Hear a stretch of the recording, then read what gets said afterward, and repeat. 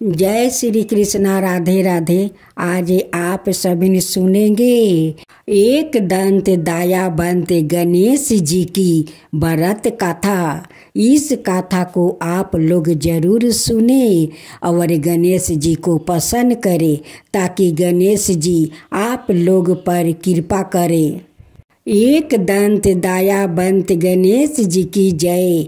एक दंत दयावंत गणेश जी की जय। अब आप सुनेंगे कथा गणेश जी की एक दंत होने की।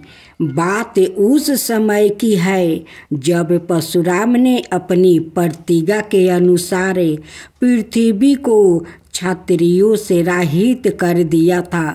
तब वो अपने गुरु भूतनाथ के चरणों में प्रणाम करने और गुरु पत्नी अम्बा और उनके नारायण तुलिया दोनों गुरु पुत्रा कार्तिकेय और गणनायक को देखने की लालसा से कैलाश पहुँचे। वहाँ उन्होंने अत्यंत अद्भुत कैलाशपुरी का दर्शन किया। अपने गुरु की उस दिव्यापुरी के दर्शन करे रेणुका नंदन आनंद विभोर हो गया। फिर उन्होंने शिव का 15 योजन ऊंचा और 4 योजन विस्तृत अत्यंत सुंदर आश्रम देखा। परशुराम वहाँ सबसे पहले और उन्होंने सबसे बात की। उनके बाद वो नंदी के स्वर से आज्ञा प्राप्ति करे प्रसन्नता पूर्वक आश्रम के भीतर प्रवेश किया। कुछ ही आगे जाने पर महातपस्वी परशुराम ने बहुमूल्य रत्नों से सैकड़ों मंदिर देखा। उन्होंने वहाँ का भीतर द्वार देखा जो नाना प्रकार की चित्रकारी से चित्रित और हीरे मोतियों की गूंथी हुई मालाओं से अत्यंत शोभा यमन था। परशुराम ने द्वार के बाएं भाग में अपने गुरु पुत्रा कार्तिकेय को देखा और दाहिनी और पार्वती नंदन गणेश और शिव पार्वती के अवलोकन किया। वो वहाँ रत्न भरन भूषित बहुमूल्य रत्नों से बने सिंहासनों पर आसीन थे। परशुराम सबसे मिलते और प्रेम पूर्वक बात करते हुए प्रसन्न चित्त से आगे बढ़ते ही थे कि गणेश ने उन्हें देखकर कहा, शूलपाणी इस समय शयन कर रहे हैं। मैं उन परम प्रभु की आज्ञा प्राप्ति कर तत्काल तुम्हें साथ ले चलूँगा। बस इतनी देर रुक जाओ।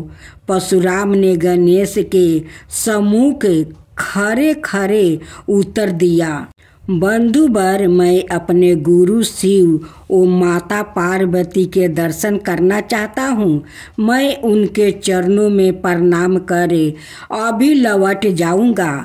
गणेश ने उन्हें अनेक प्रकार से समझाते हुए कहा, इस समय भूतेश्वर शिव और माता पार्वती अंतपुर में है, अतएव अभी आपको वहाँ नहीं जाना चाहिए।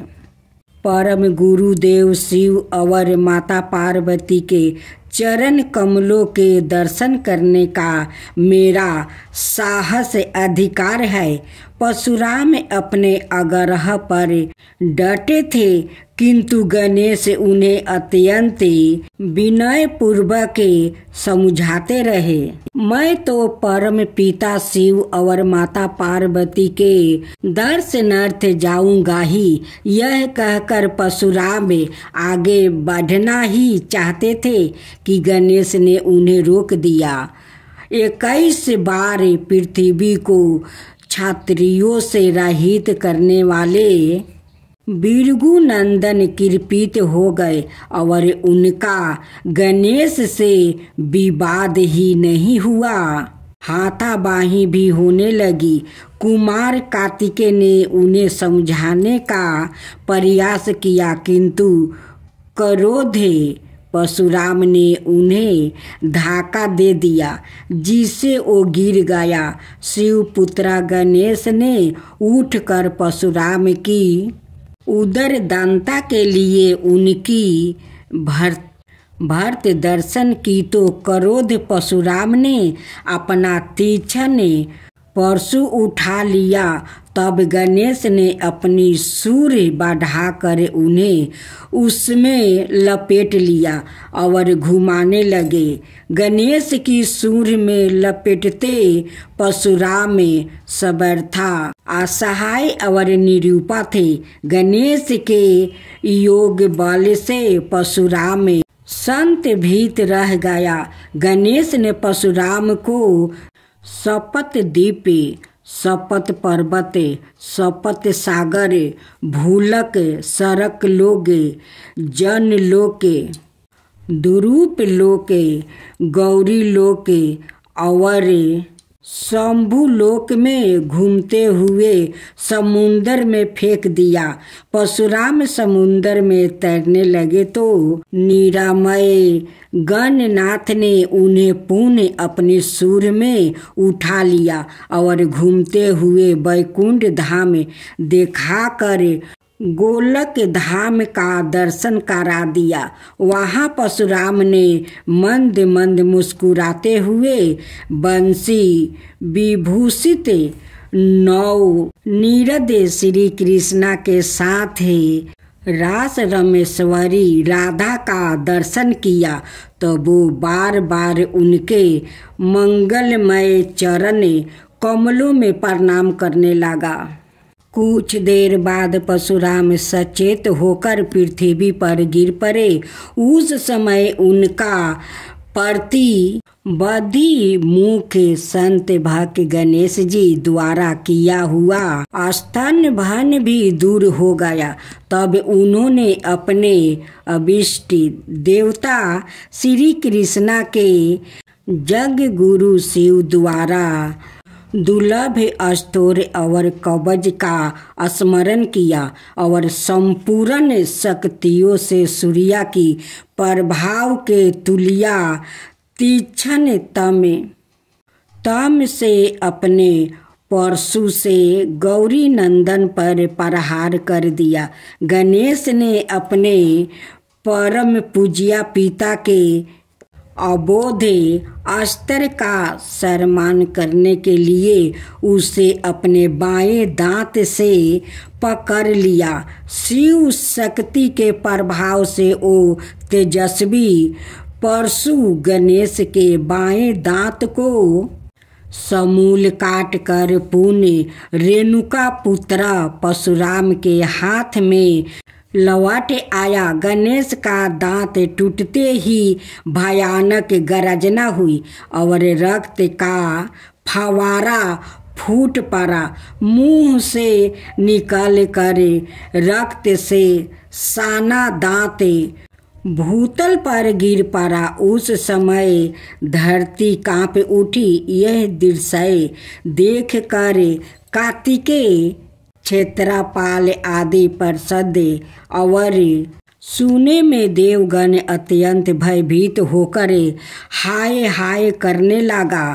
कैलाश वासी डर से मूर्छित हो गया। निद्रापति सुदरात्मा शिव की निद्रा भंग हो गई। बेटा यह क्या हुआ? दौड़ी हुई पार्वती आई तो उन्होंने अपने पुत्र गणेश के टूटे दांत और रक्त से सने हुए मुंह को देखा और देखा कि उनके हृदय खंड गणेश क्रोधे सुनिया परम शांत लाज से सिर झुकाए खड़े हैं। अत्यंत व्याकुल होकर उन्होंने स्कंद से पूछा, क्या बात है? यह कैसे हुआ? स्कंद द्वारा संपूर्ण वृत्तांत सुनकर पार्वती अत्यंत क्रोधित हुई और अपने प्रिय पुत्र गणेश को सीने से लगाकर रोते हुए शिव से बोली, मेरे पुत्र गणेश और आपके शिष्य परशुराम में किसका दोष है, आप ही निर्णय करें। फिर माता पार्वती ने अपने सम्मुख परशुराम को शिव के परमोद्वार के चरण कमलों की निर्भयता पूर्वक सेवा करते हुए देखकर कहा, हे महाभाग्य राम, तुम योगियों के गुरु देवाधिदेव महादेव के शिष्य हो। तुम शुद्ध मन वाले हो। तुम्हारी असुधीरता का कारण मेरी समझ में नहीं आ रहा है। तुमने करुणामय गुरु से अमोघ परशु प्राप्त कर पहले तो उसकी क्षत्रिय जाति पर परीक्षा की और अब गुरु पुत्र पर परीक्षा की है। श्रुति गुरु दक्षिणा देने का निर्देश करती है और तुमने अत्यंत निर्दयता पूर्वक गुरु पुत्र का समूल एक दंत ही नष्ट कर दिया। अब इसका सिर भी काट डालो। चराचरात्मा का अमोघ परशु प्राप्त कर ले तो छेड़ दे। श्रृंगल भी वनराज को मार सकता है। इतना कहकर क्रोध से भगवती पार्वती परशुराम को मारने के लिए प्रस्तुत हो गई। भय बस से परशुराम ने मन ही मन करुणा सागर गुरु को प्रणाम कर अपने इष्ट देव लोकनाथ श्री कृष्णा का स्मरण किया। तभी पार्वती ने अपने सम्मुख एक मैंने ब्राह्मण बालक को देखा। उस परम तेजस्वी ब्राह्मण बालक को देख कर अतु राता से भगवान शंकर ने भक्ति पूर्वक मस्तक झुकाकर प्रणाम किया। उसके बाद माता पार्वती ने भी उसे प्रणाम किया। परम तेजस्वी ब्राह्मण बालक ने शिव और पार्वती को शुभ आशीर्वाद प्रदान किया। यह दृष्टि देखकर कैलाशवासी बालक बलिकाए भयभीत और चकित हो गया। फिर भगवान शंकर ने उनका पूजन किया। वो वामन भगवान रतन सिंहासन पर विराजमान थे। उनका उत्कृष्ट तेज सबरता फैल रहा था। भगवान शंकर ने मधुर शब्दों में कहा, आज मेरा परम सौभाग्य है जो अपने कृपा पूर्वक मेरे यहाँ पधार कर मुझे सेवा का अवसर प्रदान किया है।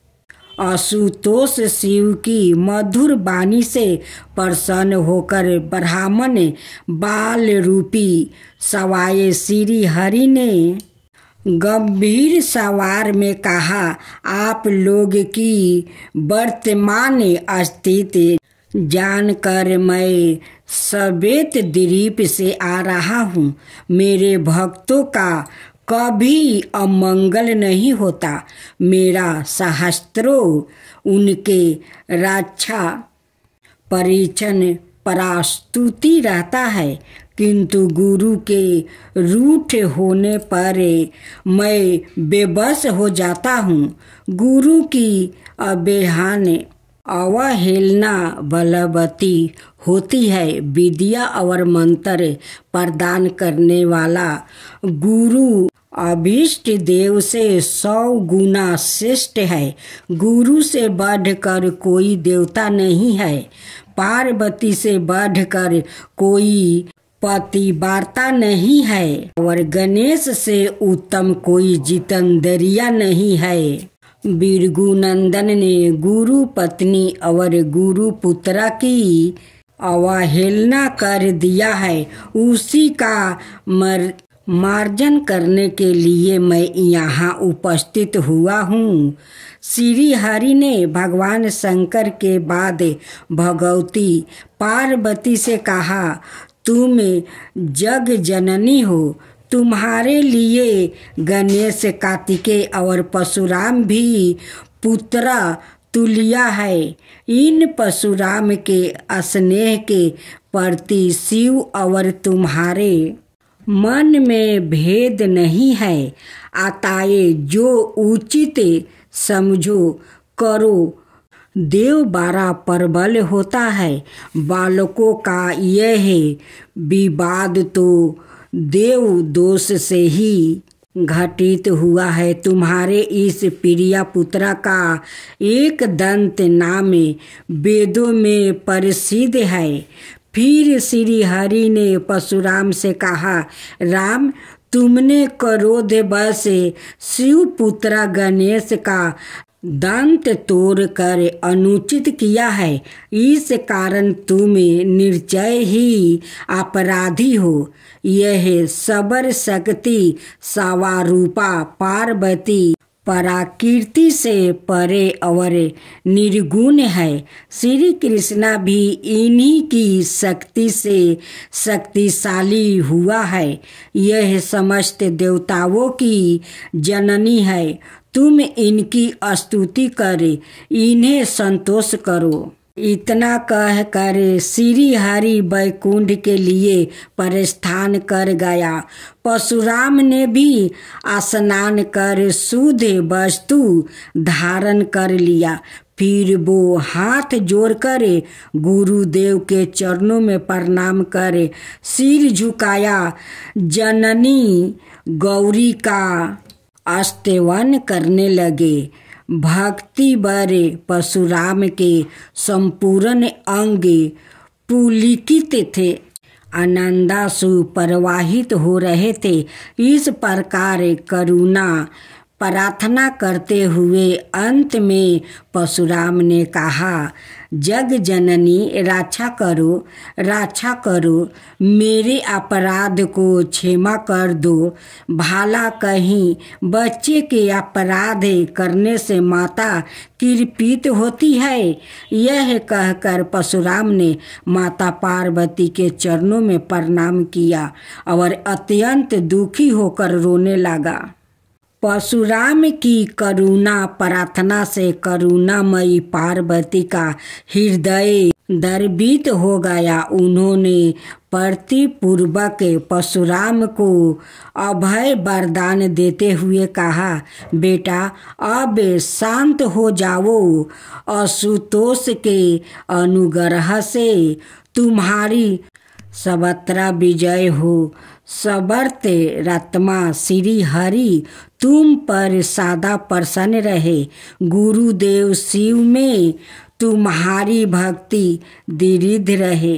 तुम अमर हो जाओ। इस प्रकार दयामयी पार्वती ने परशुराम को आशीर्वाद दिया और वो अपने अंतपुर में चली गई। उस समय वहाँ श्री भगवान के मंगल नाम का उच्चारण घोष होने लगा। फिर परशुराम ने एक दंत गणेश का स्तवन किया और गंध पुष्प धूप दीप एवं तुलसी रहित नैवेद्य आदि से लंबोदर की प्रीति पूर्वक पूजा की। परशुराम ने भक्ति भाव से भाई गणेश को संतोष कर माता पार्वती और कृपा सिंधु त्रिलोचन के चरणों में प्रणाम किया। फिर उन्होंने गुरु की आज्ञा प्राप्ति कर प्रसन्नता पूर्वक वहाँ से प्रस्थान जय गणेश जय गणेश जय गणेश देवा, माता जानकी पार्वती पिता महादेवा। जय गणेश जय गणेश जय गणेश देवा, एक दांत दयावंत चार भुजी धारी, मस्तक सिंदूर सोहे मूस की सवारी। जय गणेश जय गणेश जय गणेश देवा, माता जानकी पार्वती पिता महादेवा। अंधन को आँख देते, कोढ़ियन को काया, बाजिन को पुत्र देते, निर्धन को माया।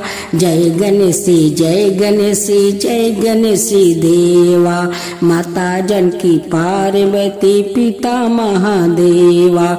हार चढ़े फूल चढ़े और चढ़े मेवा, लड्डुअन का भोग लगे संत करे सेवा। जय गणेश जय गणेश जय गणेश देवा, दीनन की लाज रखो सुबह सुतिवारी, कमना का पूरा करो जग बलिहारी। जय गणेश जय गणेश जय गणेश देवा, सूर्य सायं शरण आए सफल की जो सेवा। जय गणेश जय गणेश जय गणेश देवा, माता जानकी पार्वती पिता महादेवा।